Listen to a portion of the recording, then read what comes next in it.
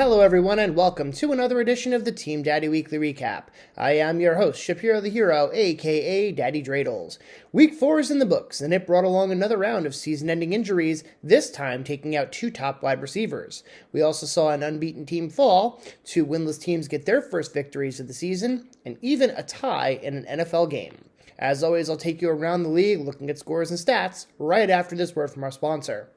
This week's sponsor is Wayne Gretzky's Restaurant. Located just steps from Rogers Center in the CN Tower in downtown Toronto, Wayne Gretzky's had 99 reasons to stop in for a bite, a drink, and a trip down memory lane. Unfortunately, it closed in 2020 and is now being demolished to build a bunch of condos, but let's remember the place for what it was. Wayne Gretzky's Restaurant. It's a great one.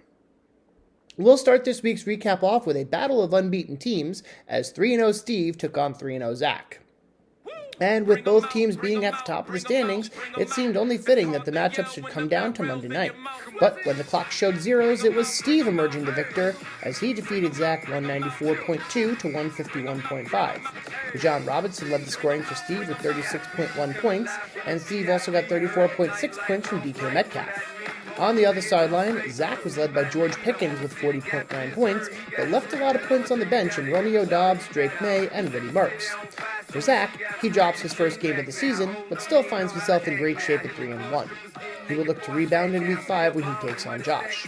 Meanwhile, Steve stays perfect to start the season at 4-0, and will look to keep his unbeaten streak going in a Week 5 tilt against Brett. Speaking of Brett, he got his second win in as many weeks by the skin of his nuts, as Brett beat me 174.05 to 172.05. Brett was led by Omarion Hampton with 39 points, and he also got 38.65 points from Jordan Love on Sunday night, thanks to that tie. For my team, it was Drake London leading the way with 31.5 points, but I just could not get the extra 2 points I needed to beat Brett. Now, if Devon Achane could get one more fucking yard, I would have been fine, but here we are.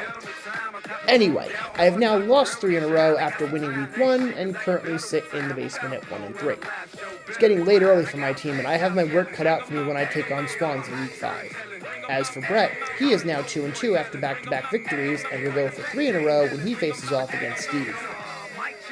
Our next matchup featured our beloved commissioner, PJ, searching desperately for his first win. This week's opponent was Swans, looking for his 3rd win of the season. But this time around, PJ was able to come away with that elusive W, defeating Swans 198.75 to 157.35. PJ earned himself $30 this week for not only having the highest scoring team of the week, but also the highest scoring player in Ashton Jeanty with 45 points. In addition, PJ got 36.5 points from Bucky Irving and 21.1 points from Deebo Samuel. As for Swans, it was Josh Allen leading the scoring with 34.95 points, but Swans' lineup really takes a hit without CeeDee Lamb. Now at 2-2, Swans and I will square off in Week 5 as he tries to get back in the win column. Meanwhile, PJ gets his first win of the year and improves to 1-3. He'll try to make it 2 in a row when he takes on Armenti. Speaking of Armenti, he got back in the win column this week after defeating Big John 171.75 to 156.5. Matthew Stafford led the scoring for Armenti with 44.15 points, and Amon-Ra St. Brown chipped in 27 points as well. On the other sideline, Big John was led by, you guessed it, Puka Nacua with 44.5 points, but unfortunately could not hold off Armenti's Monday night comeback. Big John has now lost back-to-back weeks after starting the season 2-0, and finds himself in the middle of the pack at 2-2. He will once again try for win number 3 next week when he takes on Kyle. As for Armenti, he is also now 2-2 and will try to get above the 500 mark in a Week 5 showdown with PJ.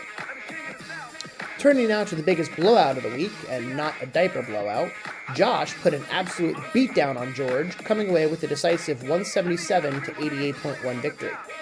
Josh Jacobs led the scoring in this one with 35.2 points, and Josh Riotica also got 30-point games from James Cook and Justin Jefferson.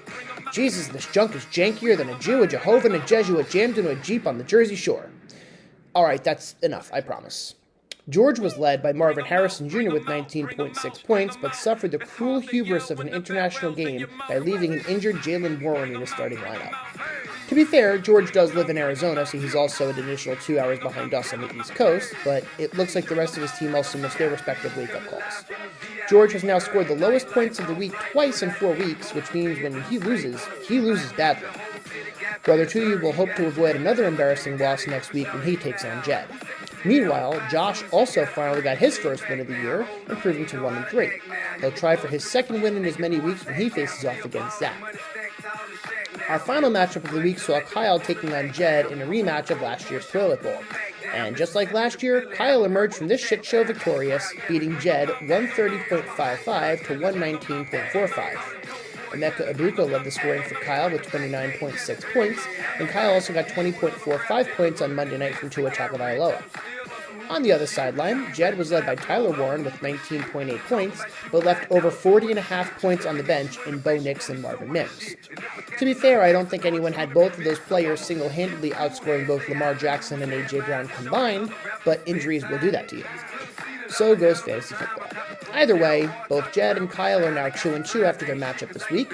Kyle will take on Big John in Week 5, while Jed will face George, with all four of those teams looking for win number 3 on the year. Here are the Team Daddy standings as of Week 4. Steve is on top at 4-0, the league's last unbeaten team this year. Next up is Zach at 3-1, followed by more than half the league at 2-2. In order of points scored, it goes Swans, Armenti, Jed, Kyle, Big John, Brett, and George, who's sitting just outside the playoff cut line. Finally, we have Josh, PJ, and myself, all at 1-3. With injuries piling up and new stars getting hurt every week, it really is anybody's race to win. So remember to set your lineups, check the waiver wire, and pray to the fantasy football gods. Also on that religious tangent, we in the Jewish faith will be celebrating Yom Kippur today, the Day of Atonement. And so if I have wronged you this past year, I ask for your forgiveness. But with that being said, I do want to thank you as always for watching. This has been your Team Daddy Weekly Recap. I am your host, Shapiro the Hero, and I will see you next time. L'chaim, motherfuckers!